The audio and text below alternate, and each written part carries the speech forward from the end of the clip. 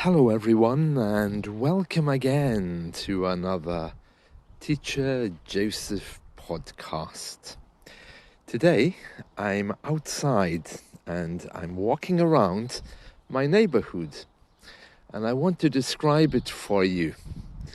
So, first of all, I want to say that to describe a neighborhood, I could just start talking about what's there, like birds, houses, trash cans. But as I've told you so many times before, when you do that, you're not really capturing the mood. And the mood is really important if you're describing things, let's say for exams. So you really need to be going deeper.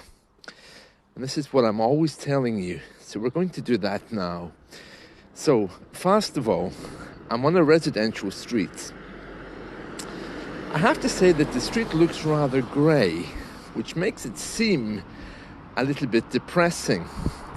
The sky is grey, the hills are misty, people are wearing dark clothes.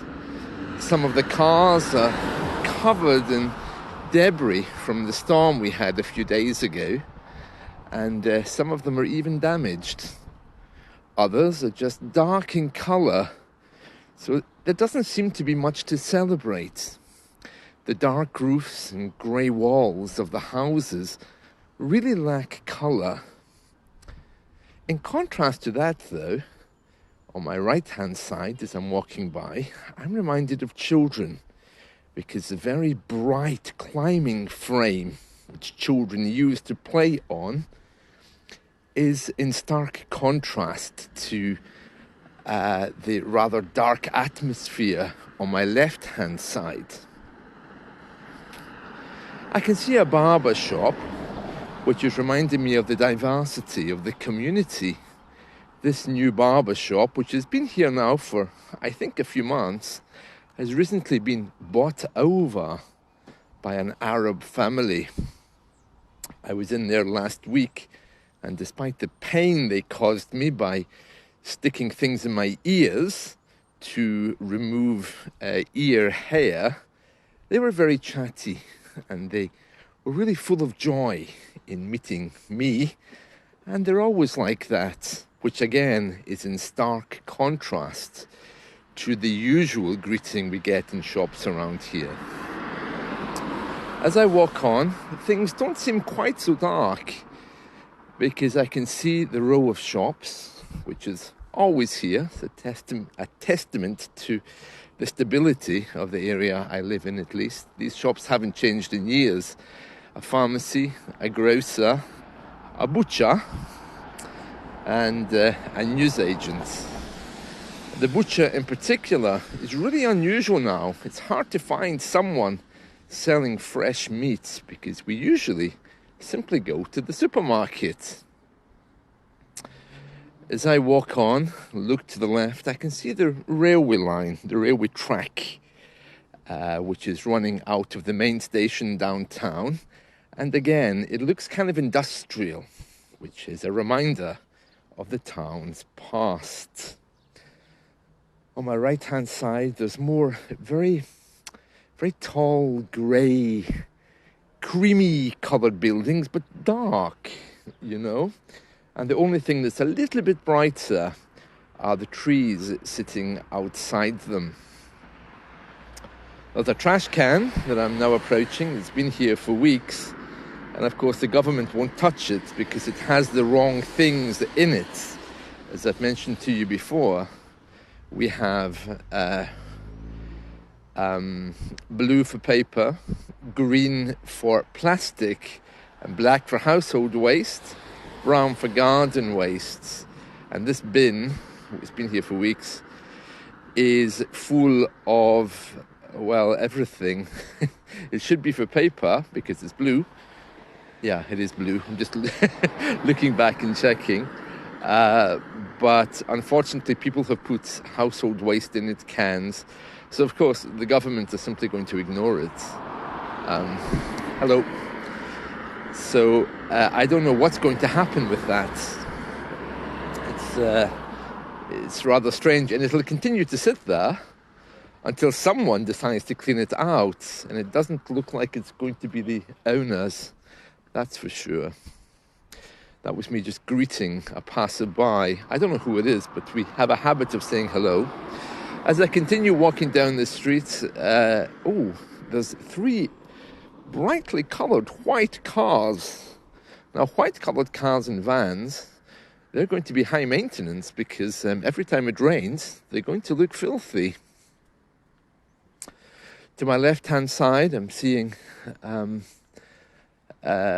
what looks like an empty apartment.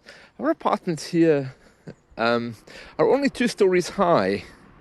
We don't really have high apartments in my town. It's not really so common around here, except in the cities. And I remember that apartment in particular. Upstairs is empty, downstairs is occupied, because I found a set of keys which were lying just in the driveway as I was passing by of that apartment block. And I went and I knocked on the door. This must have been a few months ago, I think.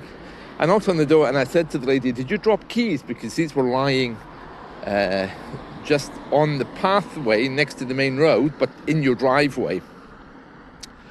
And she looked at me with such horror, as if to say, "How dare you knock on my door to ask me this?" And I said, "Well, clearly they're not yours. So I'll just leave them then. Maybe the person will come back." And her attitude was almost like, "Well, people don't talk to each other, so why are you being helpful?" So I learned my lesson from that, I think. And there's a really nasty looking apartment block. It looks filthy. It's grey, but it has grey paint all over it. Doesn't look very nice, but it does have a beautiful car outside. It's one of these Mini Coopers. It's nice, isn't it?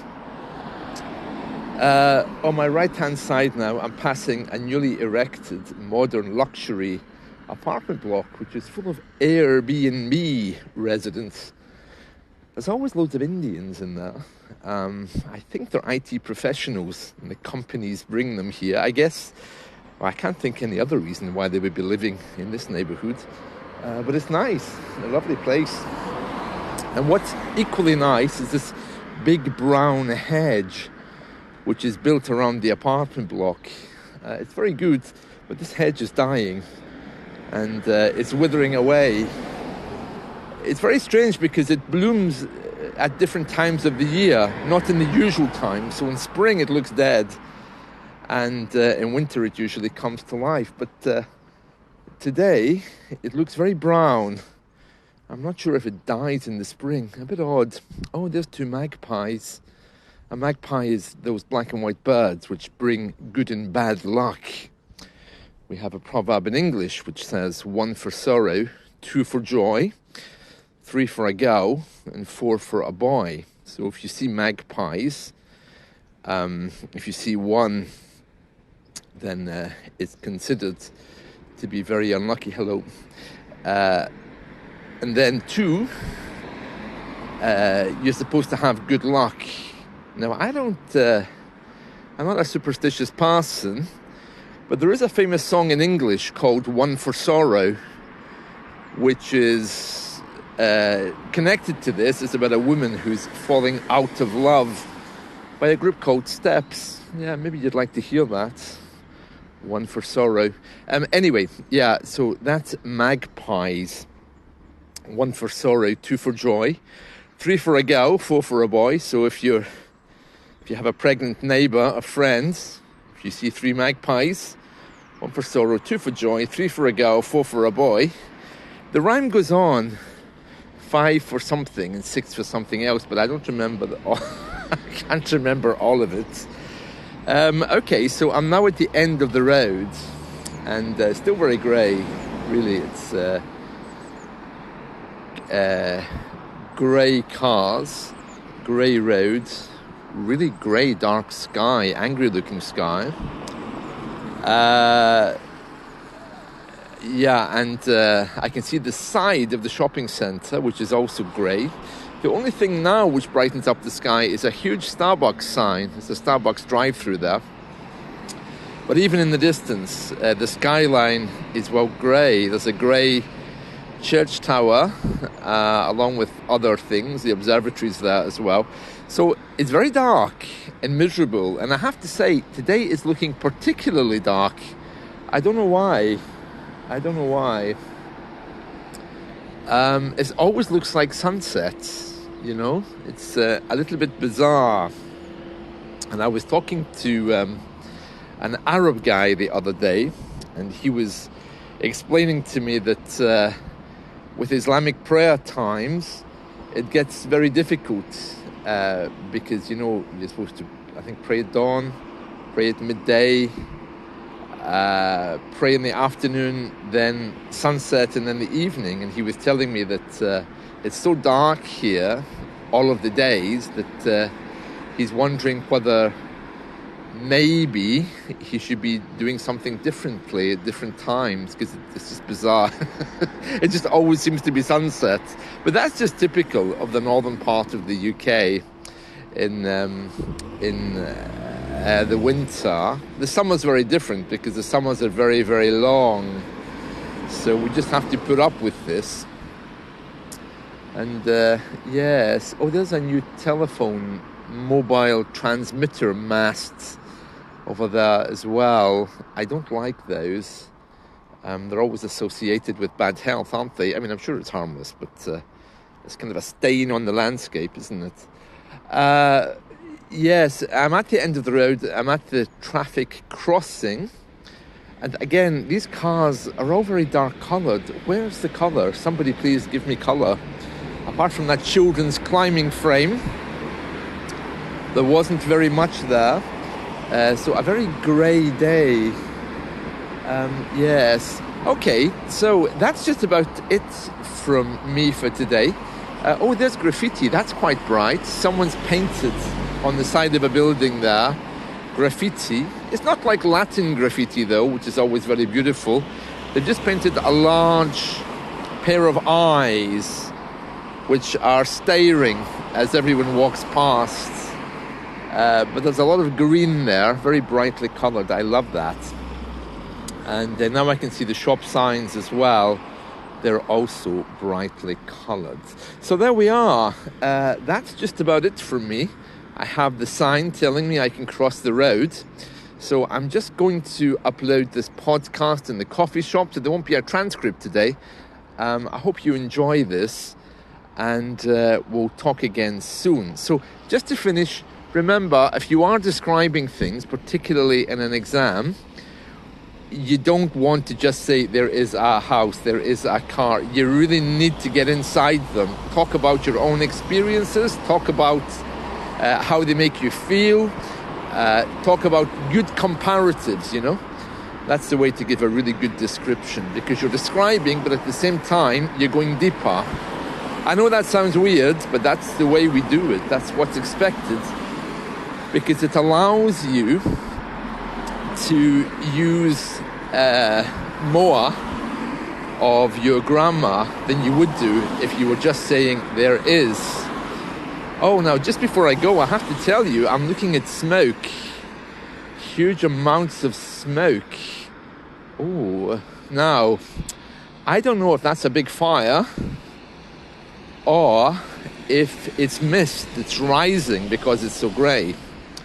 But either way, I can see white rising from the ground.